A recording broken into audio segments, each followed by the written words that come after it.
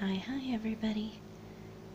Tonight we're going to continue with Sailor Moon, and my cats are going to continue to talk to us, and we're also going to talk. I just finished Les Bohem's book Junk, and I realized I said his name wrong the last time. I said Bohem is Bohem. But I just finished it, and I also just finished this section of the diamond painting. And you can see Sailor Mercury mostly is finished. And I keep getting weirded out now by Sailor Mars not really having a mouth. At some angles it looks fine, and then others it does not. It looks more noticeable now that I finished Mercury and she has a mouth. Mercury doesn't, or Mars does not. So I might end up changing some of the colors there. Like even if I just add a couple of pink, say, like these two, just to give her kind of some lips. I don't know. Let me know if you guys think I should change that. But we're going to work on the next selection. And the reason I have the scissors is I'm going to slice this piece up. Let's move it a bit.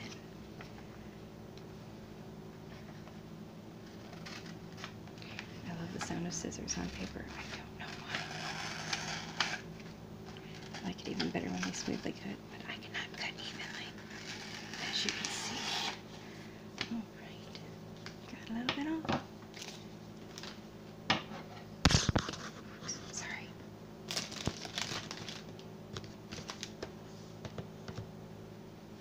Okay, and then what I do is I pull.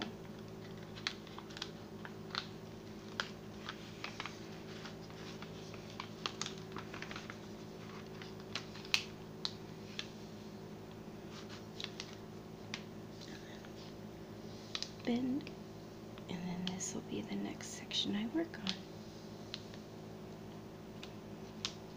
So this section should finish off Sailor Mercury, and I'd say get me started on Sailor Moon, but technically I've got her hair in every section I've done so far, and I am pretty sure that her hair, yeah, you probably cannot see it right here,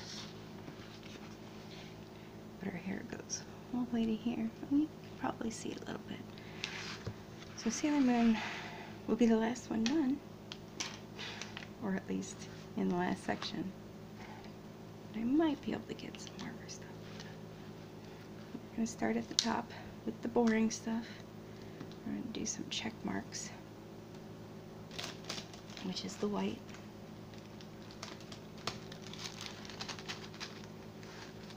Oh, and I was talking about before, I lost it already. There we go. I don't know if you can see that. There's a black piece in there. And so far, that's the only one out of this big baggie I've seen. But out of this one pink bag, I had gotten like 4 different colors in there. And it's just random ones thrown in.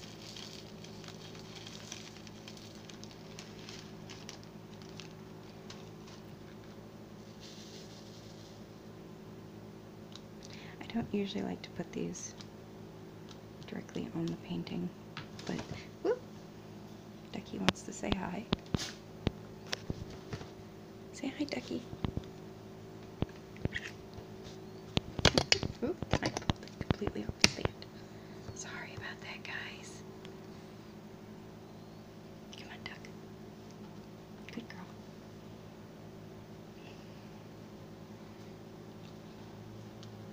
I usually don't like to put them directly on these, but this one's a little too large to put to the side. She really wants attention right now. She ignored me most of the day. Alright, now let's talk junk. Les Bohem, pardon me, wrote a novel called Junk. It is an Audible original. I received it for free. They give 2 free Audible novels a month. The novels vary in quality and length I usually just pick whichever two sound the most interesting to me. There was a month I didn't pick any of them. I didn't think any of them sounded all that interesting, at least to me.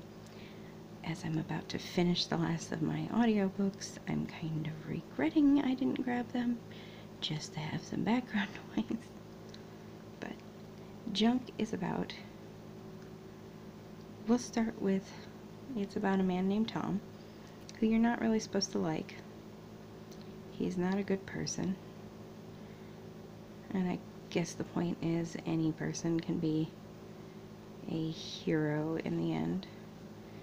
And it's not really, I don't feel that's really giving anything away, because obviously when you have a protagonist in a story where things are going horribly wrong, they don't tend to become the antagonist, which I think would make a better story sometimes. But, John Waters, as I said, narrated it. Let's talk about John Waters' narration first. Oh no, wait, I was talking about Tom. Tom's the protagonist. It's hard to explain what the story is about, but basically aliens and genetics, and it's a very smart book. Very smart. But it's crude, and it's unnecessarily crude. And that kind of took a star down for me, I think. But now we can talk about John Waters. Many of you might not know who John Waters is.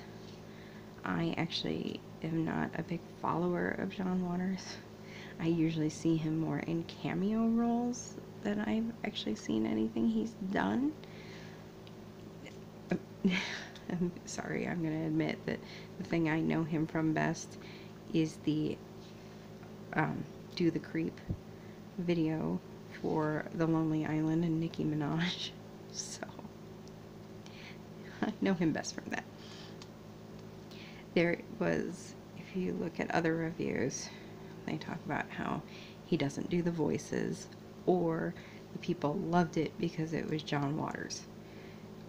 I obviously am not a huge John Waters fan, as in I just had no interest. I wouldn't say I'm like, oh no, John Waters, that's a strike.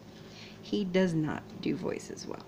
He did not voice this novel with any real inflection. It was basically John Waters speaking the entire time. Not always necessary in an audiobook, though, especially when it's one that's not trying so hard for certain characters. Voices aren't really described. People are barely described. The only real description you get of anybody is redhead and silver hair. And silver hair was more as a descriptor so you could tell this character apart, because they didn't know her name. At least through most of it. So, with little description for characters, I don't really, I mean, it depends. This one didn't bother me. So, for John Waters' credit, I thought the audio part was just fine. But just fine. Could it have been better? Sure. Would it have benefited from like a voice cast or something? Sure. But again, it's not really one of those novels that needed it.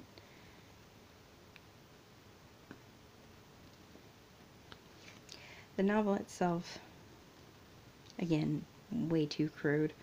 I like crude. I've read erotica on a regular basis just because sometimes I like that kind of novel. The romance novels that are for the sake of sex. Whatever. And I read extremely violent novels and not been bothered by it. But it has a time or a place, and this one felt like it just, he knew he could get away with it. So he did it. There were, and even then, other reviews talked about how it was too descriptive. I wouldn't say any of it was too descriptive, just crude. There is a scene, and it's kind of a rape scene, so if this bothers you, you may not want to listen to this. There is a scene where somebody is mind controlled into putting his hand into a woman, and it's not described, but the character, really the main antagonist until like the last couple of chapters, is telling him what to do, but it's not like it describes the actual act itself. And at the end she tells him that by the time she gets back, she had better not be able to see his wrist, or see his hand up to the wrist. And, you know, we never even see those characters again. It was a write-off of how little it affected anybody. And that, I think it bothers me more because it was a scene that should be shocking, that should elicit something, and instead it's just kind of thrown in there. It was the same with the violence. A lot of throats get slashed through this novel, and it doesn't really describe the violent act itself. You know, it says it slit him across the throat. I think it was all men who got their throats slashed. But it doesn't describe blood pouring out or anything like that. So again, not overly descriptive, but it takes the same approach to it, I guess, that it's condemning the antagonists for. The antagonists don't really feel anything for violence. It, in turn, is something they lean towards, but it's just something they want in their lives. So the book itself kind of takes that approach. If it wants to point out that these people are the antagonists, there should be some feeling behind every act. But people die through this entire story, and most of them what would be considered violently. And there's not really any feeling behind any of it, and it doesn't feel like the author wants you to have any feeling behind any of it. The most descriptive death is the only one where it really wants you to feel something. And even then, you kind of don't, because everything else has been so dry up to that point.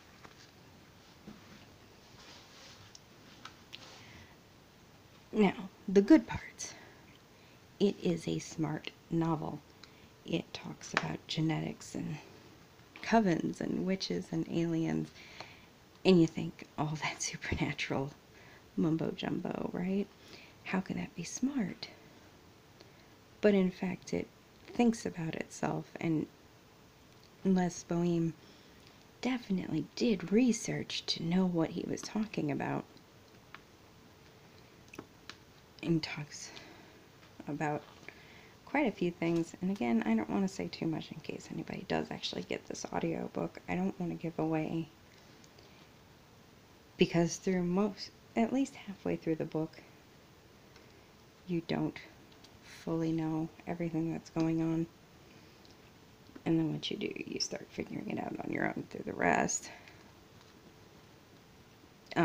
It doesn't really hide how they can defeat the aliens. That's actually one of the earliest things I think we learn, and probably one of the most frustrating things about the book. It was really easy to figure out.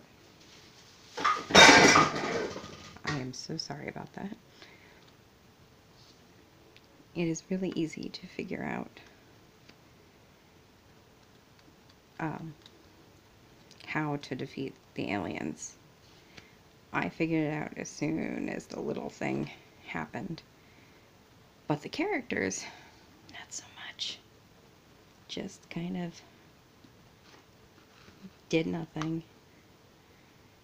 Took a scientist to figure out something. It's just characters that were cops shouldn't be stupider than the audience reading them if you're supposed to be a detective. And yes, Tom, of course, is a detective. It is hardly needed within the book, to be honest. It seemed like a... Other than to start it off, and even then, I think they could have done almost any other job and started this off. But there you have it. It's got to be a detective. That's the way to all of these books, isn't it? I think that's one of my other problems with it. It follows all the cliches.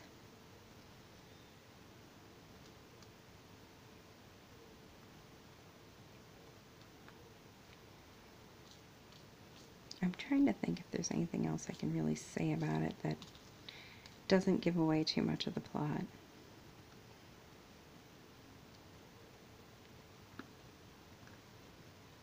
But there's probably not.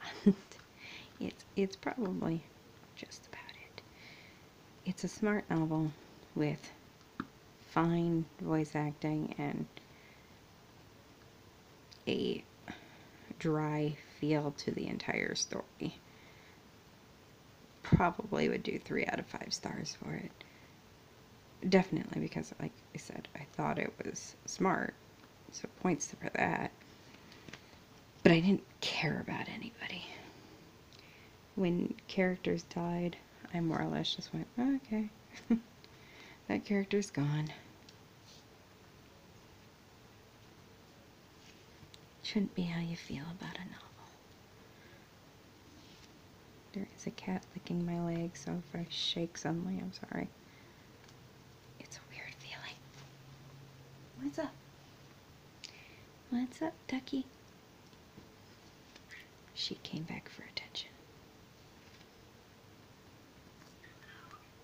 She's talking to me now.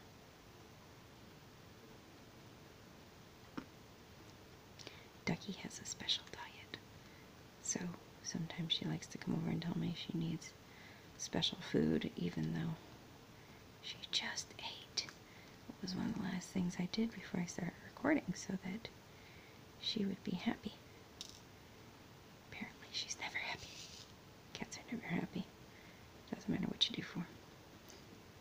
That's not true. My cats are pretty happy. They are good animals. For the most part. Yes, I will probably bring up cats every time. They are a huge part of my life and always right here. If you don't like cat talk, I am the wrong person to talk to.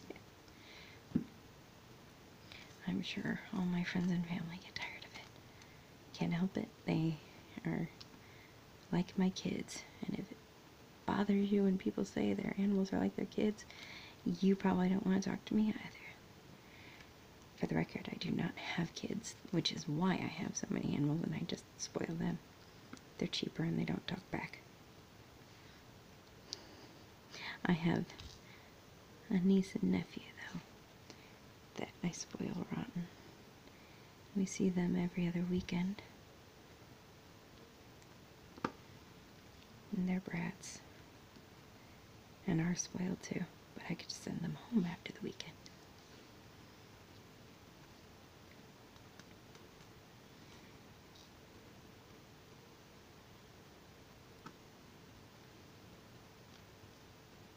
It was raining earlier. I am sad because I was hoping to catch some of the rain sounds in this video. But alas, the rain did not want to cooperate.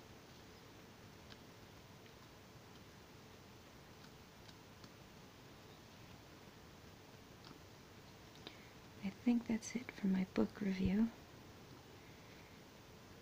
And this has been about 20 minutes with a crash in between. Oop, and then my light turned off, which is okay. It's probably just a good sign to say it's time to stop. Now again, we were here for 20 minutes, and that is all I did. It's not a lot in 20 minutes. At least it just doesn't feel like it.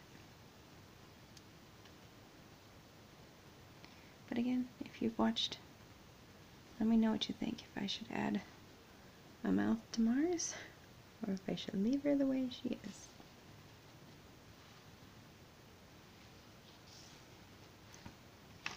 Could be a bit before I actually even get to start on Sailor Moon. Thanks everyone for joining, and I will see you the next time.